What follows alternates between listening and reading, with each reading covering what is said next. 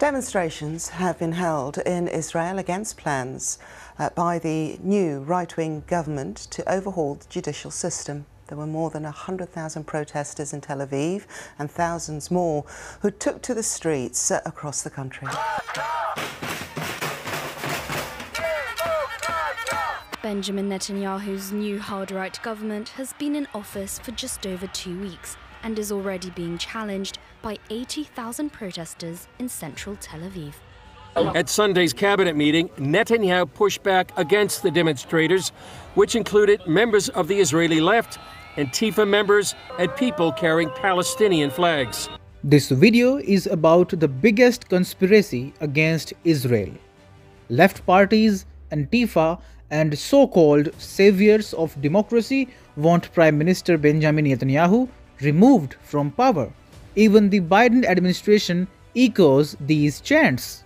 A full-fledged media campaign is underway. Our question is, why are these protests happening? What is their motive? To save democracy or to save Iran and Ukraine? How will Biden and company benefit from a Netanyahu-less Israel? Stay tuned for details. Hi and welcome, you're watching Outright. We tell you the right side of the story. Subscribe to our channel and press the bell icon for such outright videos. Let's start with a basic question. What triggered these massive protests in Israel? Netanyahu and his allies want to reform the judicial system. They want the powers to veto the Supreme Court's rulings. The government wants to have an upper hand in the appointment of judges.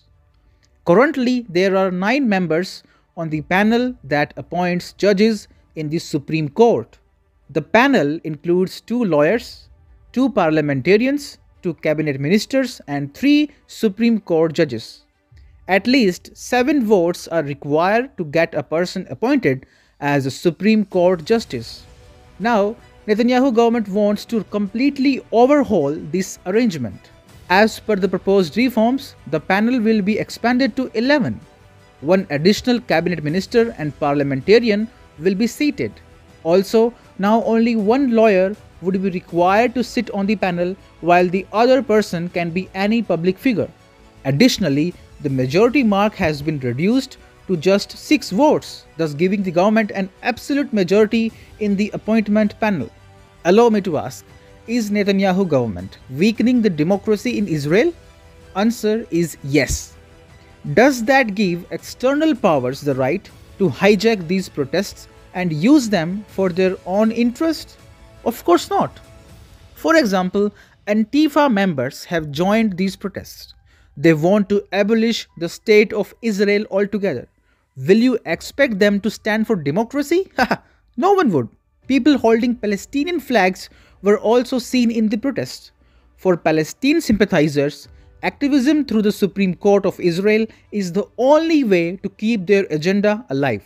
Simcha Rodman from the Religious Zionism Party says, radical left-wing politicians and activists are using the current judicial system to enable their judicial activism in the country. That is why pro-Palestinian elements are inciting these protests in the country. They don't want the system to go away. And that is the case with Biden administration too. Last month, a meeting took place between Netanyahu and US Secretary of State Antony Blinken. Blinken told him to build broader consensus around judicial reform process.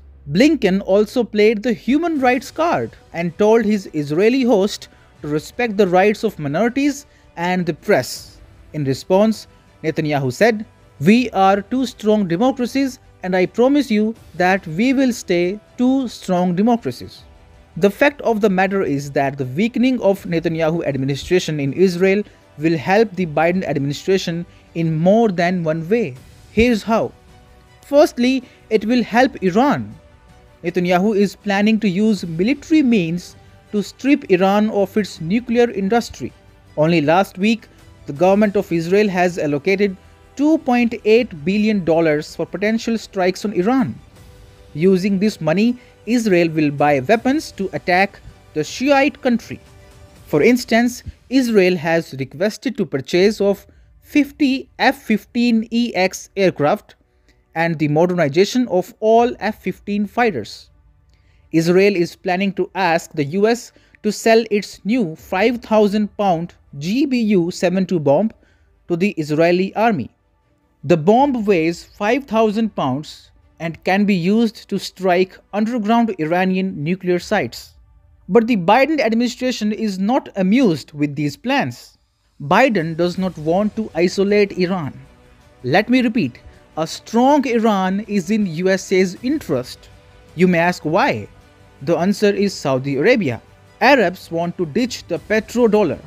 They want to forge stronger ties with China, Russia, and the BRICS countries. Biden thinks that Saudi Arabia's jingoism can only be contained if the Iranian threat remains stronger, because in that case, Riyadh would be needing American security guarantees, and eventually it will have to abandon the plans to ditch the US and the petrodollar system. Secondly, Biden fears that Netanyahu is bad, very bad for Ukraine. Ukraine has for long demanded Israel to send military aid to Kyiv, but to no avail. Ukraine wants Iron Dome missile defense system and Barak 8 surface-to-air missiles from Israel. But since Russian leader Putin and Netanyahu are good friends, this is very unlikely to happen. Netanyahu understands that rubbing Russia the wrong way is not the way forward for Israel. In 2015, Bibi had convinced Putin to agree to a deconflicting mechanism under which Israel was given a free hand to demolish Iranian targets in Syria.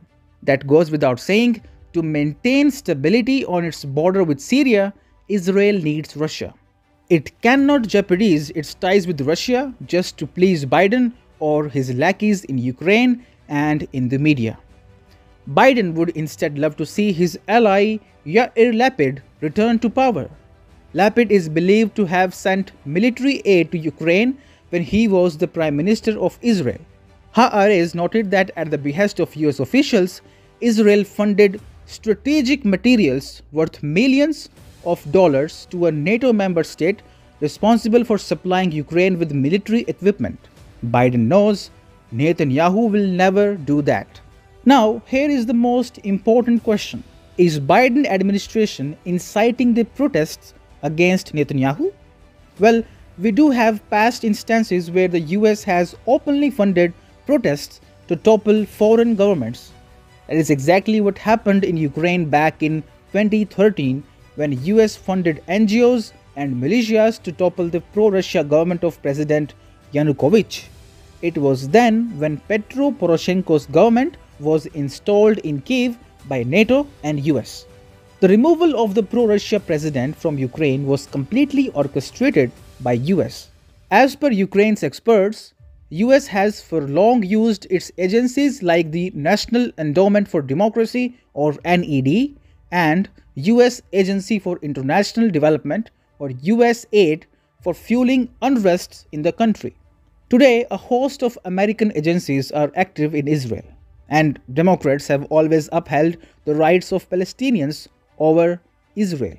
Also, unlike former US President Donald Trump, Biden has focused on reviving the nuclear peace deal with Iran, thus making Iran stronger and creating threats for Saudi Arabia. Netanyahu's re-election simply spoils this equation. That is why the ongoing anti-government protests in Israel reek of foreign conspiracy.